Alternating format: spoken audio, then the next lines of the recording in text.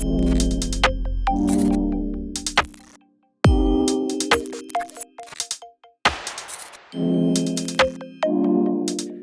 how are you today? I am doing really well, and I'm very excited to be here talking to you. Yeah, this is going to be a cool discussion because you are so passionate about the future of AI and the different phases of AI that we need to have in order to create a fair and interesting society in the next few years. But first off, I wanted to take a little time to note that you have a super interesting background. You've worked at AT&T, you have a PhD in AI, you have worked at Affectiva as the director of AI research there, and now you're founding your own company. What else have you done, and how did you get to this date where you're basically starting a new company in AI? Was that always written in the cards, Taniya, or did it just happen under, under influence of all these experiences here?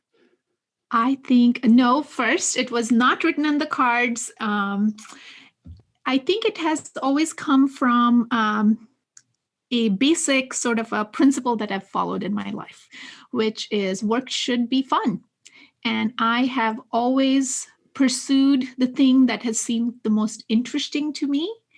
And I have the other pieces, I've never done it alone. I have always done it with a network of friends and mentors and supporters. And so it has been a combination of me striving. I am an unabashed striver. I am always reaching for the next thing. My husband always jokes with me that I never sit down. I'm always moving. I'm always like on to doing the next thing. And yes, I have come to accept that as a part of my personality, that I'm always looking for like the most exciting thing to do, the thing that I'm most passionate about. That is how I actually got into computing as well. And I got into computing much later than most people do now, and certainly even most people, our age. The first time that I dealt with computing or really computers was at the age of 20. I had not even seen a computer. That's crazy. Many people wouldn't believe that's even possible. Yes. I sometimes look back, and it's been about 20 years since the first time I saw a computer. And it has been an amazing journey of going from one awesome, ambitious, crazy step to another one. But it all started when I came to the US at the age of 20, and I met a computer for the first time, and actually on the premises of GE. My aunt was an engineer there. And like most people who have new relatives who come to the US, you take a day off to entertain them. And day two, you're like, what am I going to do with my relative? So she dragged me to work with her, and she set me at a desk that was next to her, and she showed me how to turn on the computer, and she showed me how to bring up a terminal, right? And I always say that was the beginning. I saw the power that computers have to connect us, to help us learn, to entertain us. And back then, there weren't as many cool things, but online as there are now. But I was hooked. And I love that you said you met the computer. Yes, I always think of it that way. I met a computer. I mean, it was so life-changing, right? And a few weeks later, I was at university and considering, what should be my major, because I actually joined a university in the US as a sophomore and not as a, freshman. So like in some ways, there were lots of things to figure out quickly. And my advisor, like all international students have, happened to be the director of computer science at the college. And she, as I was looking through this big booklet, she goes, "Have you considered computer science?" And I looked at her as though, are you crazy? I am not just, very new to this. I'm probably in the whole school, the least equipped to be a computer science major, because I had just met a computer. And but at the same time, I was so excited that once given the chance, I didn't want to sort of let it go. And so I must have talked her ear off about all my, all the exciting things and that one could do with computers. And it's funny because she was the director of the computer science department. But what was so cool was that Professor Ann Smith that day, she took a chance on my dreams. She took a chance on my ambitions, even when I didn't even have the vocabulary to express myself appropriately in the language in technical language. And that was the beginning. And from then on, it has always been what is the most exciting thing at any given time that I could do, the thing that I'm most passionate about. So that's how I ended up here. This is a very good explanation of why you have founded SureStart, which we'll get to, in a little while. But look, you've come quite a way, I would say, with 48 patents, having learned computer science at age, 20 plus, however long it took you to learn it. That is crazy. Yeah, it has been a journey. It has been exciting. It has been fun. It has been, challenging, and that's what makes it fun. But you think that's possible for other people too? Absolutely. It's never too late. Right. Because I think that's really the very powerful message you have here, which is, barring that you are some outlandish genius, which I think you probably also are, but you are sort of saying, whether you are a genius or not, it's actually possible to start at 20 and become an AI scientist, for instance. Yes, it is possible to start at 20 and become an AI scientist. And I'm hoping it's possible to start at, let's say, 40 something and become an entrepreneur. Yes, we'll talk about that as well. Why don't we do this? I am interested in what AI education is, and I'm interested in what about AI is so interesting to you right now, because there are a lot of, and I've had people on the podcast talking about technical aspects of AI. I've had people talking about vertical applications in fintech or in other specific domains, but you have a passion for the phenomenon that is a little broader than that. Can you explain, maybe mirroring a little bit, how you would introduce it to someone who would come to this for the first time? What is it that fascinates you and should fascinate anybody about AI right now? I think what I find fascinating about machine learning, about the field of artificial intelligence, is in some way almost its definition, right? Like we call it, like the name artificial intelligence is so audacious. We are saying we are going to build, the people who coined this word, they said, we're going to build machines, systems, automation that can mimic human intelligence. Now, having been in the field for a long time, I can say we're a long way off from being able to fully mimic human intelligence. However, the things that we have gotten quite good at is developing systems that can learn specific patterns and that can do it at scale, and that can do it much, much faster than, an individual human can. And this means, so what that means is that, there are lots of tasks that we can get, these AI models to do that leaves us free to be so much more creative, leaves us free to be thinking about how to harness its power to do things that change the world for the better. It's, leaves us room for our creative, innovative thinking. And I think that's what's exciting to me, because every single day I feel like I am seeing new and interesting and really eye-opening examples of how, machine learning is being used. But it also leaves us with this really interesting responsibility, of how are we, how are we measuring the human impact of technologies that we are building? And more importantly, who are we including or not including in the journey of developing these technologies? Yeah, let's get to that, because in fact, technology, for all of its wonders, has historically been developed by a very small niche of people, hasn't it? They have Yes. largely been white, and they have largely been, I guess, educated at the same few technical schools, and they have been of a certain age, they have been of a certain socioeconomic demographic, and they have been from certain countries even. What has that done to our technology, specifically to machine learning as we see it today? What are some of the consequences that you see in 2020 out of this kind of skewed development of a small percentage of the population has developed where we are today? How different would it have been if we had started with a much more equal playing field, some more women in there, perhaps, some more people from, I don't know, Africa, perhaps? Like, what would these technologies have looked like? Have you ever thought about that?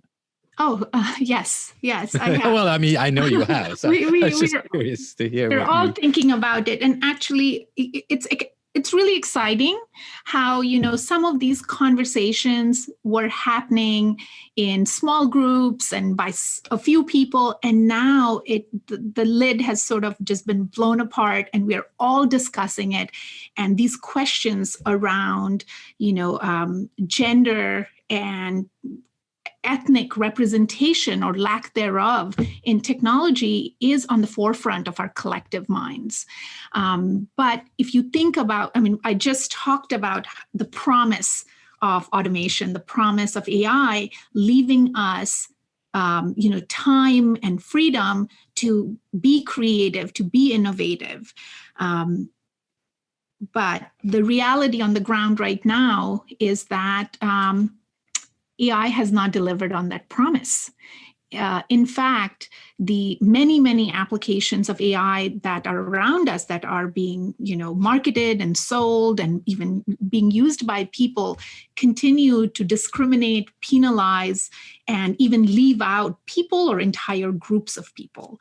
So one example that I was just thinking about, sort of in because of something I read. So one of the reports that I was reading is that Black advocates are saying, when you are creating these, focus groups or study groups to study the effects of COVID vaccine, you must include, in people who are Black. And you must have enough representation and you have to be thoughtful and intentional about it. And that makes a lot of sense, because if you look at some of these, some of the research around skin cancer. So when, those studies were done about skin cancer detection, the population on which it was studied was largely white. So the thresholds that have been developed works really well for that population, but that means that it is also underserving, Black communities or people of color, because skin cancer is going undetected in those communities. And now that we are in the middle of a pandemic, and as the vaccine is being developed, we do not want to repeat those mistakes.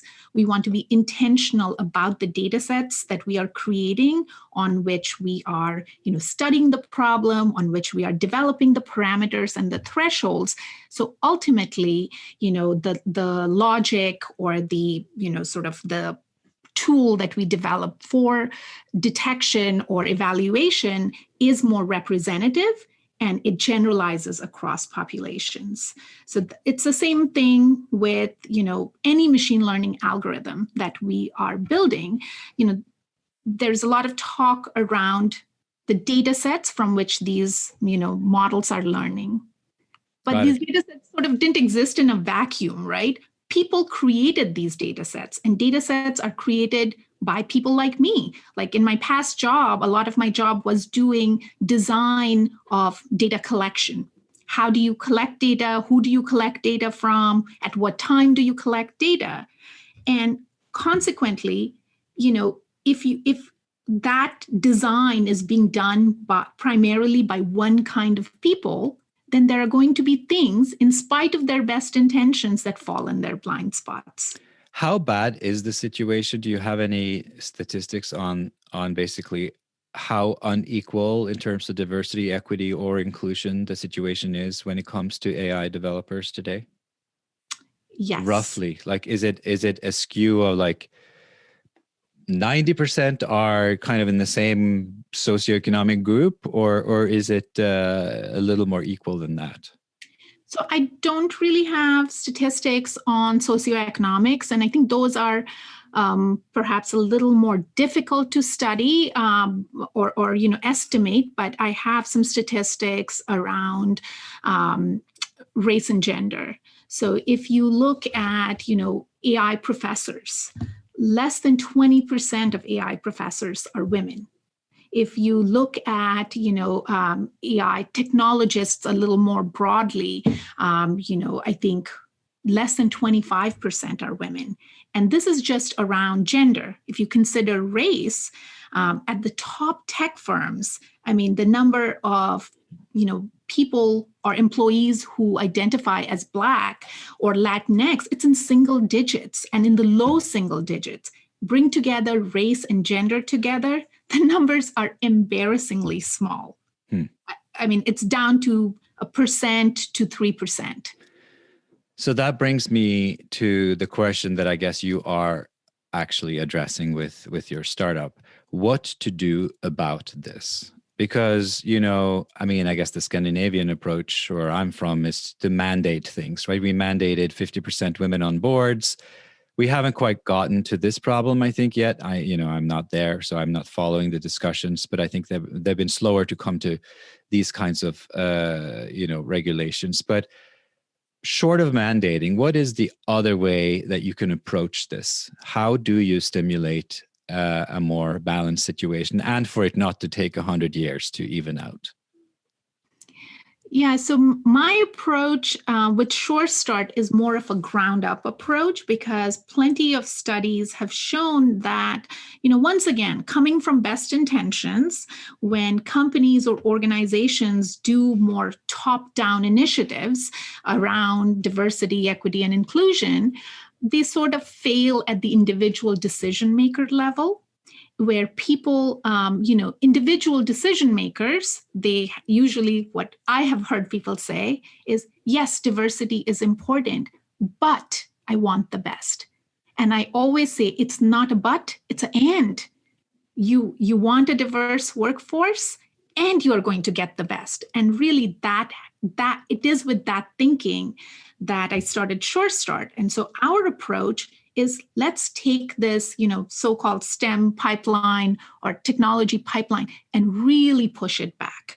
So let's not wait for people to start applying for jobs to then ask ourselves, how does person A compare with person B, even though person A might have had a lot fewer opportunities and a lot less access than person B.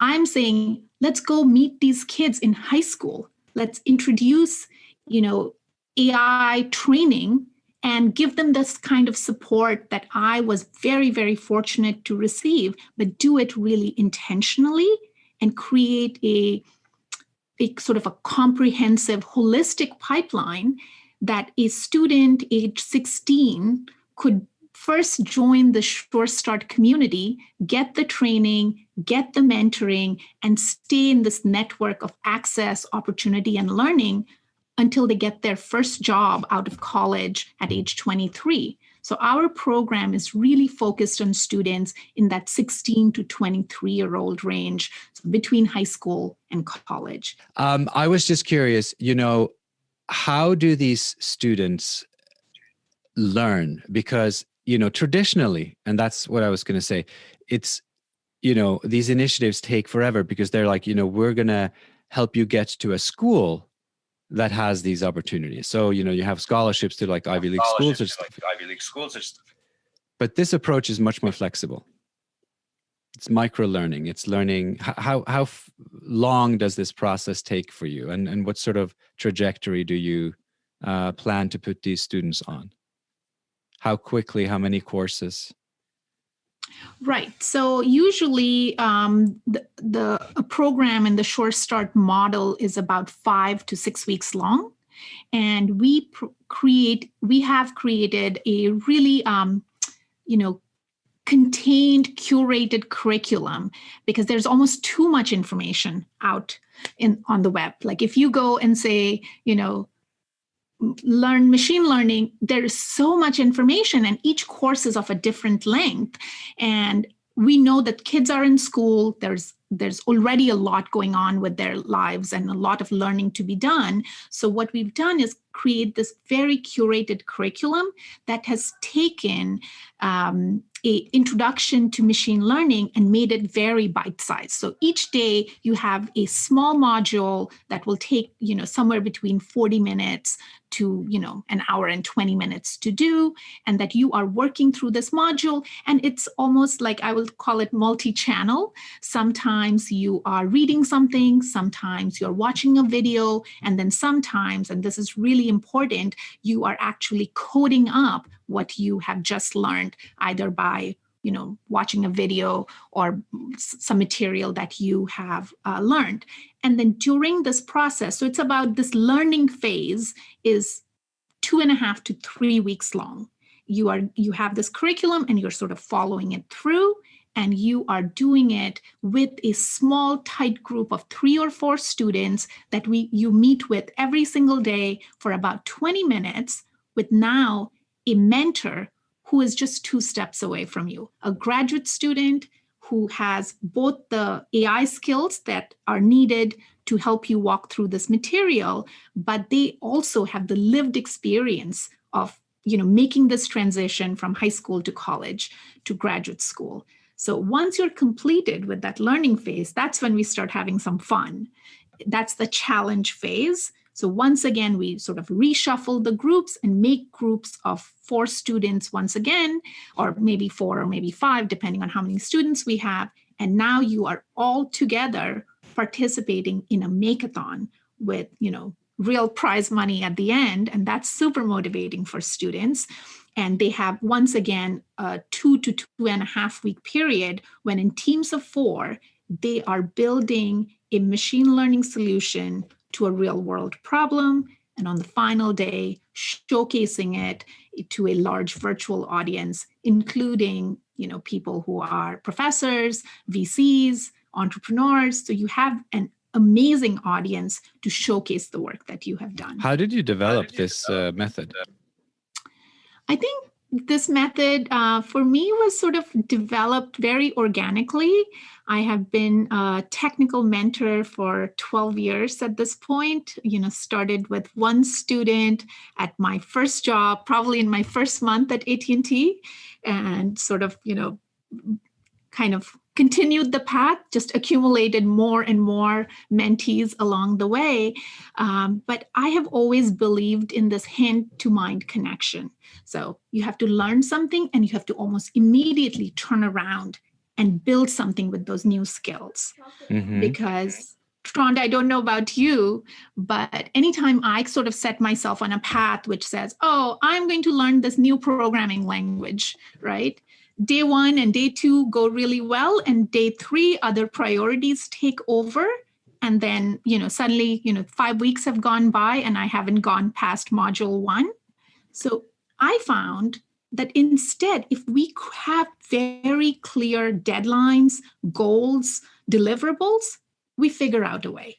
It's like going on a journey. You want to go to Paris? You don't know how you're going to get there. Step 1 is, being really passionate about getting yourself to Paris, and then you figure out the details. And the same thing was my approach with my mentees is we are really excited about hitting that end goal of creating an awesome project that we are going to shout about to everyone that we know. And then we figure out the process. We get the skills, we get the teams, we, get the help, and we've achieved that goal. How many people do you think you can reach with this approach? I think that right now, each of our cohorts are between 50 to 75 students. But of course, there are so many more students that we would like to reach. I mean, the number of applications we get, even, it's like 5-7 times more than the number of people that we're able to accept. So we are really thinking about scaling this problem by, including more mentors, like really blowing this up to include a lot more people. Anybody who wants to pay it forward, who has the skills, can be a mentor, and then bringing them together with these young kids, irrespective of where they are. This is a fully virtual program. So creating a virtual community that can bring together people who are really excited about learning and people who are really excited about teaching, and creating a community where they can do that with intentionality and awareness. How fundamental, and I guess it depends at what level, but how fundamental are AI skills to you in the future? And by the future, let's just say over the next decade or two. Like, the reason you're doing this is to level the playing field, but it is also to teach something you find as very fundamental in kind of in the world, in the emerging society.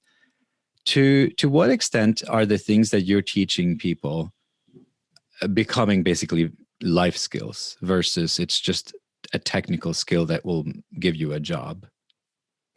Yeah, I mean, I think that even if we just consider our day each day, we're making probably, thousands of decisions every single day that involve AI in some way. Meaning that they involve algorithms that you're either being subjected to or that you're actively kind of contributing to the algorithm by something you're doing. Yes, I mean both. Really, like, whether you are, taking an Uber, whether you're getting online to have a conversation, there on the back end, there is so much automation that is going on. There is a use of machine learning, use of estimation, use of statistical modeling that is constantly happening in order to enable us to interact with and through technology, and then making decisions that have direct effects on our lives. And I think this trend is only going to continue. And I think AI is the new economy. It is the new green. But that means that it also has the potential to divide people. Basically, the people who, groups of people who have the skills to participate in the new economy, and the people who do not have those skills to participate in this new economy. And so consequently, this divide that we already have could grow bigger. And my goal through bringing this kind of training, mentoring, and amplification to young people much earlier on in their career, the goal is to enable everyone with the skills to participate in this new economy. And it's not just a financial thing, it's also what are we building? We want to build robust products that work for everyone, that are equitable, that make the world better. It's kind of goes back to the theme of, AI has a lot of promise, but it's incumbent upon us to help it deliver that.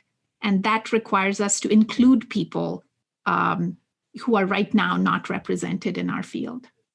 How optimistic are you that it's moving in that direction? If you are going to forecast the next decade, let's just say absent SureStart, absent something that you're doing, because you're obviously very passionate and hopefully, you will make a big impact here. But if you just look at the world around you and what's kind of happening on its own right now, is it going in a direction where more people would be learning these things, or is it at the moment going in the wrong direction? Are people basically picking up these skills on their own, or are they, do they need these kinds of new learning paths to be able to profit from AI? So, Trond, the first thing, I think your voice was pixelating a little bit, and so I could not understand the first part of the question, but I think what I heard from the later part of your question was, do I think that people can learn this on their own? Can they develop these new learning paths, these new computational learning cultures sort of on their own? Right. My thinking on it, and I think it comes both from personal experience, but also from just observation of my of the people I've been fortunate to mentor, really, is that we all need a little help. Nothing big is, accomplished alone. I know that in the business world, we really like to hold up those innovators, those builders, and it's like, this person scaled this huge mountain all by himself. It's usually himself, sometimes herself. But the truth of the matter is, it takes a community. It takes a community to build up a person, and it takes a team to accomplish large things together. So I think that it kind of goes back to what I said about learning, trying to learn a programming language on my own, right? Yes, one day, 2 days, you might have a lot of self-motivation. You're like, I'm going to go figure this out. But things will get difficult. Like the, concepts around machine learning, I would not say are really easy. These are difficult things, and they're challenging things, and they are hard to do by yourself. All of us, especially in this virtual world, we are realizing how much other humans matter. And so I think that learning on your own is difficult. Can it be done? Sure. But can everyone do it? I don't think so. Let's learn together. Let's grow together. And so I think, in my opinion, it's that this mentoring piece that I've mentioned a few times is actually really crucial to my approach and what I'm trying to model in SureStart, because that was my lived experience. I honestly do not know that I would be sitting here talking to you about AI or having had the opportunity to contribute to the field of AI had I not had a mentor at the very beginning of my educational career, taking a bet on my dreams, or even dreaming my dreams for me, because I didn't know enough to dream them.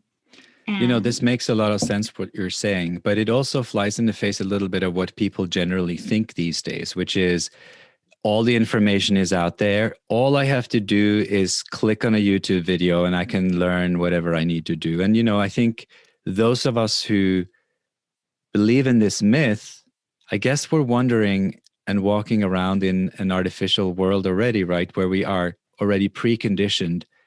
And maybe that is true for people like me and you, because we have been through so many educational paths that we have learned how to learn new things. And, not that, we could pick up advanced things super fast on our own always, but definitely there's a certain skill that you have in terms of learning. But it is true. What you're saying is definitely applicable for a big chunk of people who might just assume that it's just to click around on YouTube. But is that not going to get us there for AI? It's not enough to just watch, Andrew Ng on, a little 20-minute, that's not what you're talking about. You're talking about a much deeper level engagement in focused curriculum, yet not going 4 years to a 4-year college, right? So there's somewhere you're talking about something in between. It's not this massive lifelong commitment you're talking about. I mean, maybe you get carried away, but it is also not this, let's just watch a YouTube video. It is not it's not let's just watch a video, or let's walk through this material, because if that were true, then all of these questions around we can't find enough people to hire in AI. That's the thing that we hear a lot these days. Why are there not enough women? People say that they can't find enough women, and they can't find enough young people from communities that are currently underrepresented. And that's I mean, we wouldn't have the problem of not being able to find people, because there is so much information on the web that if all it took was watching a video or, reading through a PDF, then we would have way more AI technologists than we have right now. So this brings up the question, because AI and machine learning techniques are changing very fast. So what about right now? Like, what are the most adjacent skills? In other words, if you were to predict which students would do really well in your course, and I'm sure you're not doing this because you want diversity, but if you were to predict, would you pick math students? Would you pick social science students? Right? I mean, are there very specific technical skills that makes it much, much easier? I'm assuming, for instance, that when you came to America at age 20, I didn't ask you, but I was going to guess that you had some sort of traditionally called technical background. But maybe the future of, and I know you are deeply embedded in emotion AI and affective computing, maybe there are other skills from more the traditionally kind of softer side that are equally important, in the long run.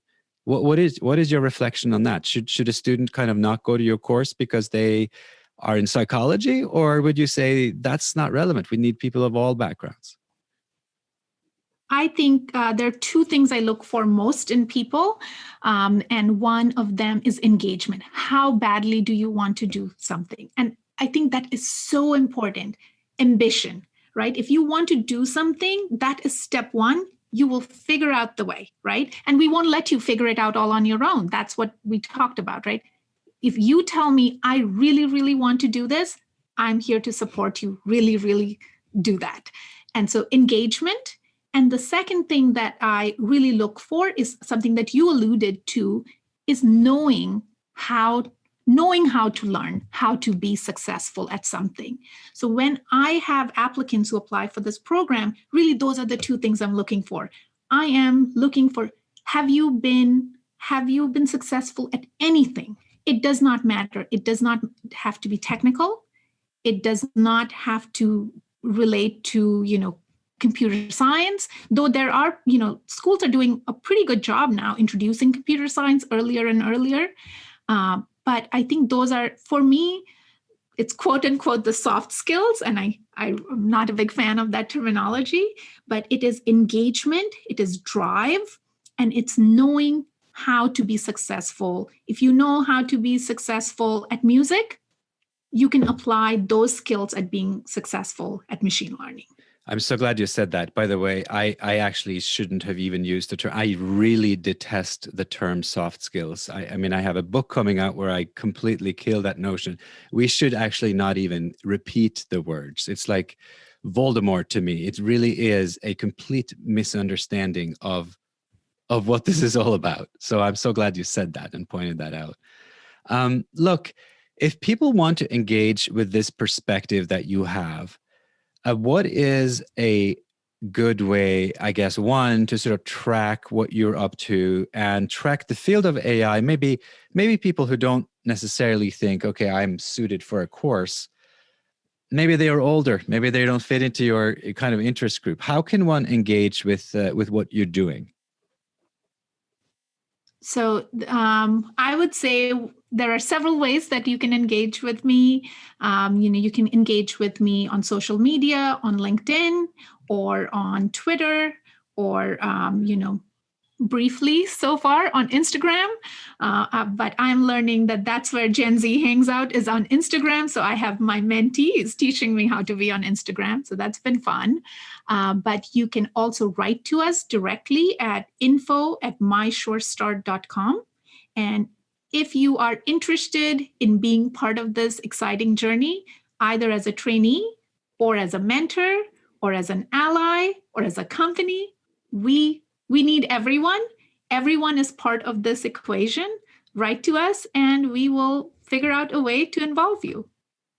Lastly, I wanted to ask you a little bit about affective computing, because it's been such a big part of kind of the middle of your career, I guess, after the sort of initial steps and the AT&T years, that your time at MIT or around the MIT startups that you were working with, Affectiva, what is affective computing, and what was it that you were working on there? It's such a very fascinating term, affective computing. Yes, affective computing has actually been part of my journey from the very beginning. My PhD work was actually developing expressive and emotional sounding text-to-speech synthesis systems so that children on the autism spectrum could learn the vocal intonations, melody, rhythm that comes with expressing different emotions, because we often are not very good at stating our emotions in words. We tend to show it in our face, we tend to show it in our voice, our gestures, right? So during my PhD work, my focus was sort of how do you show emotions in voice? And then how do you write the right equations to get systems to do it? Or how do you build models that can, to an extent, replicate that? Then, at AT&T, I was actually continuing the same kind of work with the focus on accessibility, so that people who are visually impaired can get information from the web, from online, any written material, but they're listening to it. And you don't want to listen to it, in a boring, staccato voice. You want it to sound emotional. So that was sort of the focus of my work at that time. Coming to Affectiva changed my focus to be much more on affective computing, but broadened the channels that I focused on. So first I was just focused on voice. Affectiva, of course, started with Rosalind Picard and Rana El-Kalioubi's work on understanding emotions from face. So after I joined Affectiva, we worked together. I worked together with Rana and the team to kind of have a multimodal estimation of emotions, because when people express emotions, they don't use all the channels or of information in the same way. So if I asked you to, act angry right now, you would probably raise your voice. But if I asked you to act happy, you show it much more on your face.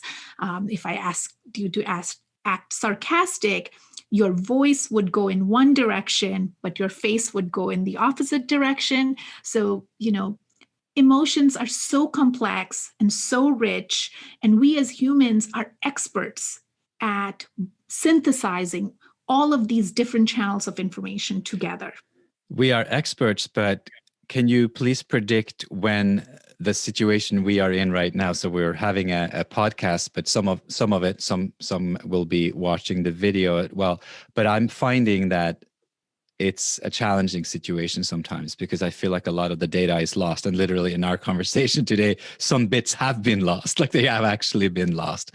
But how much is the signal loss? Have you made is there a way to estimate how much the signal loss is between, let's say, you and I sitting face to face, talking about exactly the same thing, and, an average kind of video conversation where you have, like, I guess, decent bandwidth, but, with some issues, in 2020, how far away are those two situations? Actually, I think in 2018, I worked with, again, one of my summer trainees to look at exactly this problem, that if you take away the face, right, you only have voice. How good are humans? This is just comparing humans to humans at understanding the emotion that the displayer was intending to show. Similarly, if you take away face, how much is the information loss? And what I don't remember the exact numbers, but what I remember is that if you could not see someone, you actually lose more than 50% of their emotion display. When you lose voice, I think it's right around about 40% of the emotion display is lost. So if you can just see someone, but of course, this is all very situational, because there may be, like, imagine you're in an office setting where we all tend to keep our emotions either muted or pretend positive, right? So when people express negative sentiment, it is extremely subtle. It might just be the raise of an eyebrow. Now imagine, taking away, video from there. You've entirely lost the fact that this other person is actually not quite pleased with whatever you're discussing. Same thing in a classroom setting, right? That's one thing that teachers are really experiencing right now, is that in a classroom, a teacher's job is not just to teach, but they're constantly sort of, looking at their students and trying to understand, did everyone understand? Is somebody confused? Does somebody seem really lost?